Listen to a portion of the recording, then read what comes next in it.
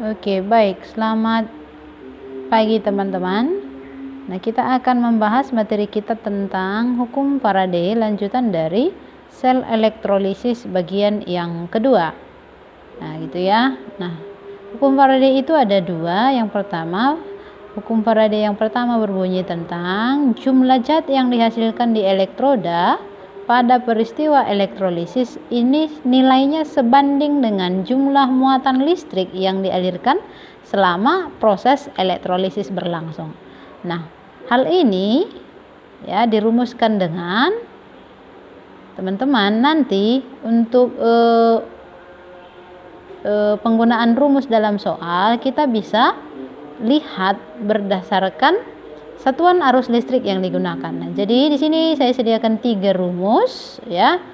Sini saya sediakan 3 rumus, nanti Anda pilahlah berdasarkan satuan arus listrik yang digunakan. Jika satuan arus listrik yang digunakan adalah Faraday, maka kita bisa menghitung mol sama dengan nilai satuan arus listrik dalam Faraday per N. Kemudian jika satuan arus listrik yang digunakan nanti adalah ampere, maka mol sama dengan I dikali T per F. F ini sudah merupakan konstanta 96.500 dikali dengan 1/N.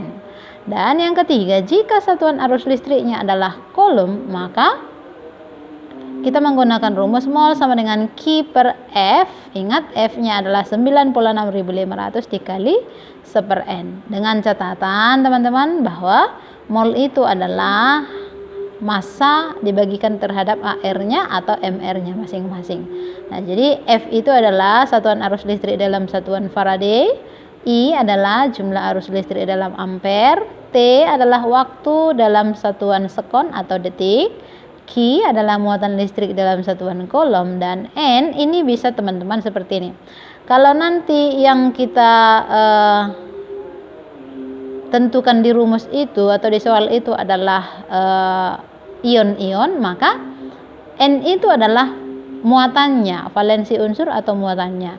Tetapi kalau nanti kita menggunakan atau yang ditanya itu adalah berupa molekul unsur, maka N itu kita bisa dapat dengan cara membagikan jumlah elektron yang terlibat terhadap koefisien unsur tersebut. Jadi jumlah elektron dibagikan koefisiennya, gitu ya. Itu adalah nilai N-nya.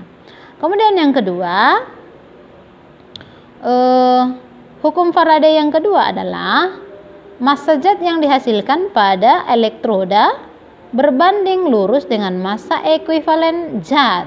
Nah, dengan catatan teman-teman, nanti dalam hukum Faraday yang kedua ini kita akan membandingkan proses elektrolisis 2 zat ya. Jadi minimal terlibat 2 zat yang dielektrolisis secara bersamaan. Nah, jadi nanti teman-teman perhatikan kata kuncinya dalam soal. Jika nanti didapatkan kalimat dialirkan muatan listrik yang jumlahnya sama. Nah, ini adalah kata kunci yang menunjukkan bahwa rumus yang akan kita gunakan adalah rumus dari hukum Faraday yang kedua. Ingat, ada terdapat kata jumlah arus listriknya sama, maka gunakan saja rumus W1 per E1 sama dengan W2 per E2 dengan W1 adalah massa zat 1, satuannya gram, W2 massa zat yang kedua, E1 massa zat ekuivalen yang pertama, yang kedua E2-nya adalah massa ekuivalen zat yang kedua. Dengan catatan nilai E atau massa ekuivalen ini kita dapat dengan cara membagikan AR terhadap N-nya. Ingat, N itu adalah muatan atau valensi unsurnya ataupun jumlah elektron yang terlibat dibagikan terhadap koefisiennya masing-masing. Nah, oke. Untuk penerapan dalam soal kita perhatikan contoh berikut. Kita lihat bahwa dalam soal nomor 1 katanya pada proses elektrolisis lelehan NaCl dengan elektroda C atau karbon, ini adalah elektroda yang sukar bereaksi ya, digunakan arus sebesar 10 ampere selama 30 menit. Massa logam natrium yang diperoleh adalah dalam kurung nilai ARNA itu 23, CL-nya adalah 35,5. Nah, jadi tetap teman-teman saya ingatkan, kalau ada soal seperti ini dalam perhitungan, saya selalu ingatkan teman-teman jangan lupa untuk menuliskan hal yang diketahui dan yang ditanya supaya lebih tepat nanti dalam penyelesaian perhitungan soal tersebut. Jadi yang pertama dalam hal ini dalam proses elektrolisis lelehan NaCl. Jadi kita tulis yang pertama itu adalah diketahui di dalam soal itu zatnya adalah lelehan NaCl. Ya, lelehan NaCl. Kita harus ingat kembali dalam sel elektrolisis bagian pertama kemarin, dalam video pertama sudah dijelaskan dengan detail bagaimana proses elektrolisis di katoda dan di anoda, syarat-syarat berlangsungnya apa saja gitu ya. Nah, jadi kalau ini berupa lelehan dan di dalamnya ada unsur golongan 1A, ada Na dan Cl. Nih, maka karena fasenya berupa lelehan maka tidak ada masalah ya. Oke. Kemudian katanya digunakan arus listrik sebanyak 10 ampere dan waktu yang digunakan selama 30 menit. Jadi tentukanlah massa logam natrium yang diperoleh. Oke, berarti yang kedua diketahui dalam soal bahwa arus listrik dalam satuan ampere itu simbolnya adalah I. Berarti I-nya sama dengan 10 ampere. Kemudian waktu yang digunakan katanya adalah sebanyak 30 menit. Oke. Jangan lupa teman-teman, waktu yang digunakan itu satuannya harus sekon gitu ya. Berarti ini kita bisa langsung kalikan dengan 60. Berarti hasilnya adalah 1800 sekon atau detik ya. Oke, jadi yang ditanya adalah tentukanlah massa si Na. Ya, jadi massa logam Na yang terbentuk di elektroda katoda. Oke, berarti kita perhatikan teman-teman. Berarti kita bisa tuliskan reaksi di katoda yaitu adalah reduksi si ion Na-nya karena fasenya adalah lelehan. Berarti Na positif ditambahkan dengan 1 elektron menghasilkan logam Na. Gitu ya. Oke, berarti kalau begitu kita lihat,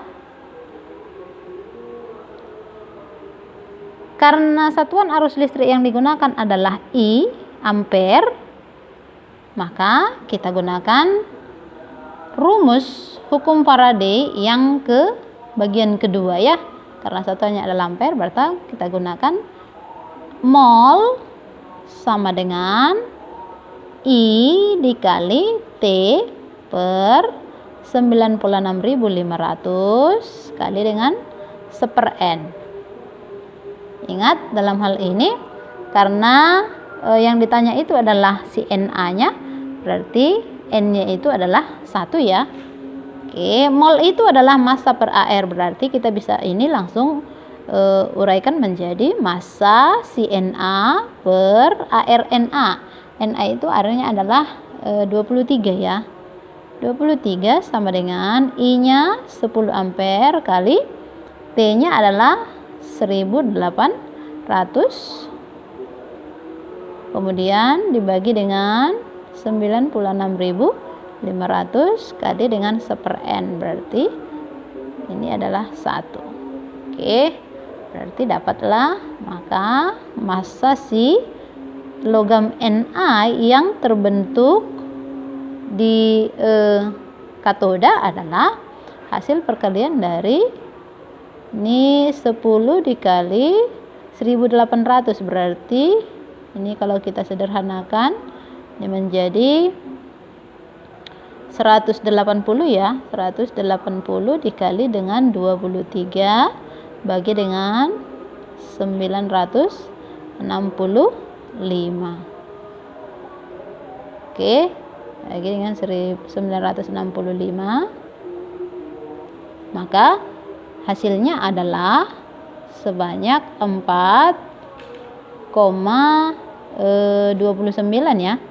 4,29 gram. Karena yang ditanya adalah massa ya teman-teman. 4,29 gram lah massa si Na yang terbentuk dalam katodanya. Begitu ya. Oke, itu untuk menjawab soal yang pertama. Nah, untuk soal yang nomor 2, pada elektrolisis larutan AgNO3 dengan elektroda inert dihasilkan gas oksigen 5,6 liter dalam keadaan STP. Maka tentukanlah jumlah arus listrik dalam satuan kolom yang digunakan dalam proses elektrolisis tersebut. Berarti yang pertama diketahui, yang pertama adalah larutan AgNO3 ya. Ya, jadi catnya adalah larutan AgNO3. Kalau kita ionisasikan menjadi Ag positif ditambah NO3 negatif. Oke. Karena yang disinggung di sini adalah dihasilkan gas oksigen. Nah, berarti kita fokus ke NO3-nya karena NO3 itu akan terurai. Berarti di anoda terjadi reaksi oksidasi si H2O ya. Ini adalah sisa asam oksi. Ya, H2O akan terurai menghasilkan gas oksigen ditambah dengan terbentuknya ion H positif. Ini kita kalikan 4, ini kita kalikan dengan 2, lalu ditambahkan dengan 4 elektron. Nah, gitu ya. Oke. Kemudian dikasih tahu bahwa terbentuk gas O2-nya sebanyak 5,6 liter. Berarti kita bisa, ini volume STP-nya sama dengan 5,6 liter. Berarti kita bisa hitung molnya. Mol sama dengan VSTP per 22,4 berarti 5,6 liter bagikan dengan 22,4. Masih ingat rumus itu ya teman-teman? Ya, jadi dalam keadaan standar temperatur pressure atau VSTP 0 derajat Celcius 1 atmosfer, maka rumus mol adalah VSTP dibagikan dengan 22,4. Nah, ini hasilnya adalah seperempat ini ya. Oke, ini bisa seperempat atau sama dengan ini seperempat atau sama dengan 0,25 mol ya.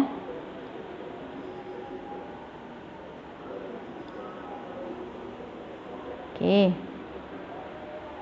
Nah, jadi sudah dapat nilai molnya ya, sudah dapat nilai molnya. Yang ditanya itu adalah jumlah arus listrik dalam kolomnya. Berarti kita perhatikan, kalau ditanya jumlah arus listrik dalam kolom berarti ini simbolnya adalah Q ya teman-teman ya. Maka kita gunakan rumus hukum Faraday yang pertama bagian yang ketiga, mol sama dengan Q per F kali 1 per N gitu ya. Oke, berarti mol sama dengan Q per F 96.500 kali dengan 1 per N. Oke, berarti molnya tadi adalah 0,25 atau 1 per 4 ya. 1 per 4 mol dikali dengan sama dengan Q per 96.500 kali 1 per N. Nah, berapa jumlah N-nya? Ingat N itu karena yang ditanya adalah gas oksigen, berarti ini adalah jumlah elektron yang terlibat dibagikan dengan koefisiensi gas oksigennya. Berarti N-nya itu adalah 4 per 1. Berarti ini 4 per 1 ya, berarti hasilnya 4 ya. Ini 4. Oke. Berarti kita bisa olah persamaan ini menjadi maka Q sama dengan 96.500 dikali 4 per 4 gitu ya. Berarti ini habis ya. Oke, berarti dapatlah nilai Q-nya sama dengan 96.500 dalam satuan coulomb lah ya. Dalam satuan coulomb. Oke, begitu teman-teman untuk soal yang nomor 2. Baik, kita lanjut untuk soal yang nomor 3 ya. Untuk soal nomor 3 katanya, pada reaksi elektrolisis larutan AgNO3 dengan elektroda karbon digunakan muatan listrik sebanyak 0,05 Faraday. Banyaknya perak yang diendapkan pada katoda sebanyak berapa gitu ya. Berarti melihat ciri-ciri soal ini masih tetap hukum Faraday yang pertama yang kita gunakan, dan di sini katanya digunakan muatan listrik sebanyak 0,05 Faraday. Jelaslah berarti rumus yang kita gunakan adalah menghitung jumlah mol dalam satuan atau dengan menggunakan satuan arus listrik Faraday-nya, hukum Faraday yang bagian pertamanya ya. Oke, berarti kita tulis di sini diketahui zatnya adalah larutan AgNO3 ya. Oke, kalau ini kita ionisasi berarti Ag positif ditambah NO3 negatif. Oke, digunakan muatan listrik sebanyak 0,05 Faraday. Berarti ini kita simbolkan dengan F, nilainya 0,05 Faraday ya. Satuan arus listriknya Faraday. Banyaknya perak yang diendapkan pada katoda, berarti jumlah peraknya bisa kita buat massa ya. Massa si perak berarti Ag yang diendapkan di katoda. Berarti kita fokusnya ke reaksi di katoda ya teman-teman ya. Berarti di katoda terjadi reduksi si Ag positif ditambah elektron menghasilkan logam Ag-nya. Jadi massa si Ag yang terbentuk di katoda ini berapa katanya. Oke, berarti kita gunakan rumus. Berarti mol sama dengan F per N-nya. Gitu ya. F per N. Oke, kita uraikan saja. Mol ini adalah massa per AR sama dengan F per N. Oke, berarti kita buat, karena yang ditanya adalah massa, berarti MAg per AR si Ag katanya adalah 108 sama dengan F-nya kasih tahu di soal 0,05 Faraday per N-nya Ag, berarti muatannya 1 ya. Oke, berarti massa logam perak yang dihasilkan di katoda adalah 108 dikali dengan 0,05.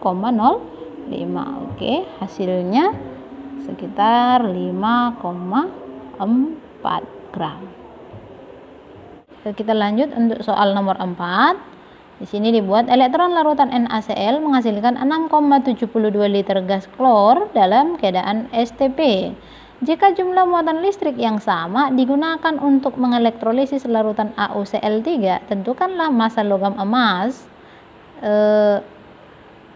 dalam kurung AR-nya masing-masing di sini yang dihasilkan.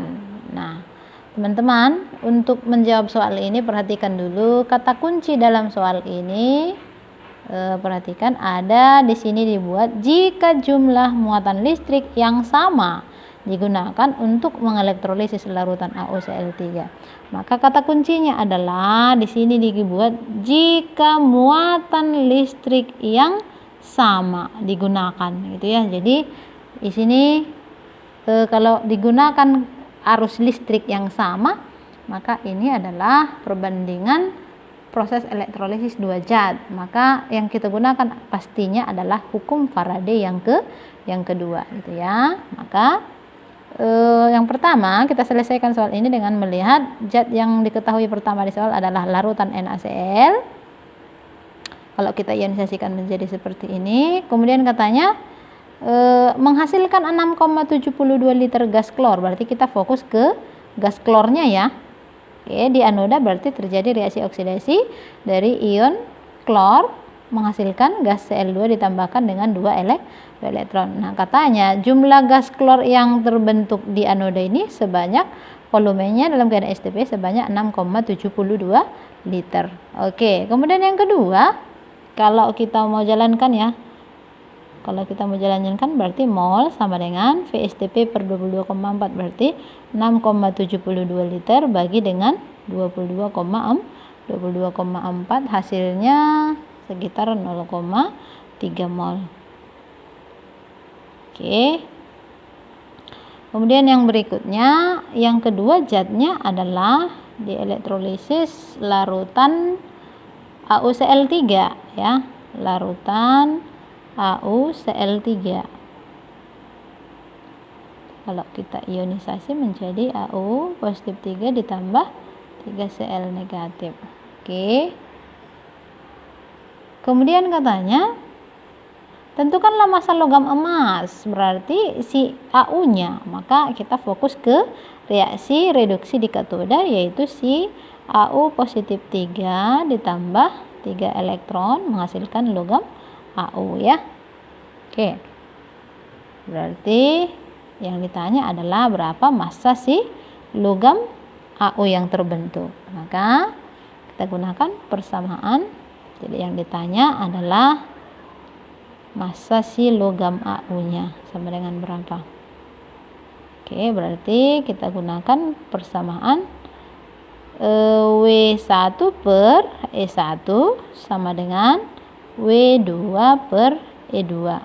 Dalam hal ini teman-teman, W1-nya kita buat menjadi W dari gas klor menghasilkan per E dari si Cl2 sama dengan W dari si Ag per E Ag-nya.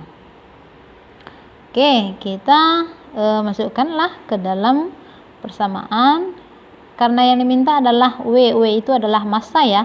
Di sini masih kita buat tadi mol, berarti ketersediaan mol ini bisa kita ubah menjadi mol sama dengan massa per AR-nya. Oke, berarti dapatlah massa si Cl2-nya. Teman-teman, ini Cl2 ya, berarti 2 atom Cl ya. Maka dapatlah ini menjadi perkalian antara mol terhadap nilai AR dari si gas klornya. Jangan salah ya, jangan silap. Oke, berarti dapatlah molnya adalah 0,3 kali Cl itu 35,5 kali 2 berarti ya, karena Cl2 berarti kali 71 ya. 0,3 dikali 71 ini hasilnya sekitar 21,3 ya gram si Cl2.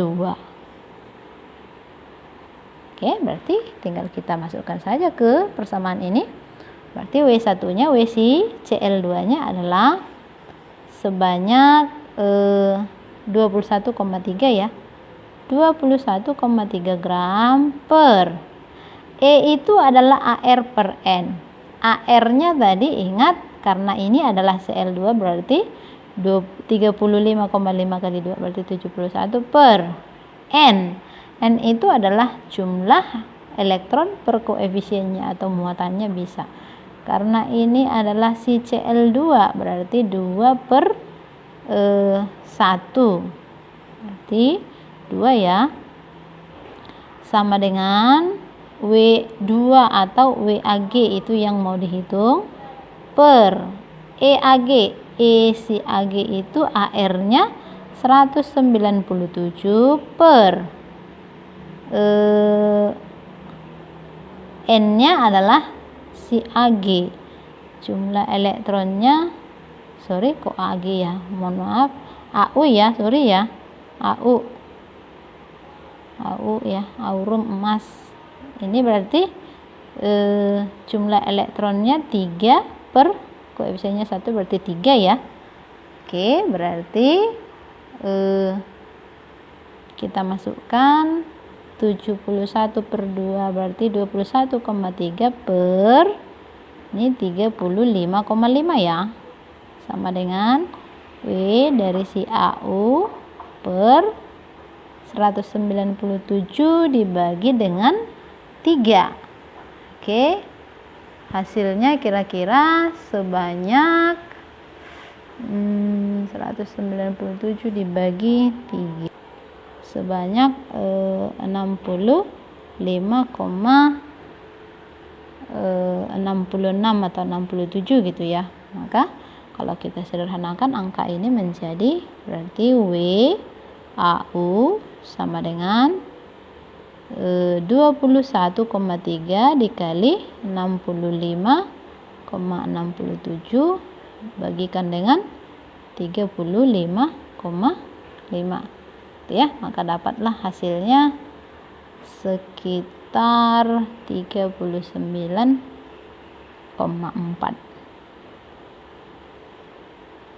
gram. Jadi massa si logam AU yang terbentuk di katoda pada larutan AU Cl3 itu adalah 39,4 gram. Oke, begitu teman-teman pembahasan materi dan contoh soal-soal yang bisa saya berikan untuk materi kita mengenai hukum-hukum Faraday bagian dari larutan elektrolisis yang kedua. Semoga bermanfaat. Terima kasih, sampai jumpa.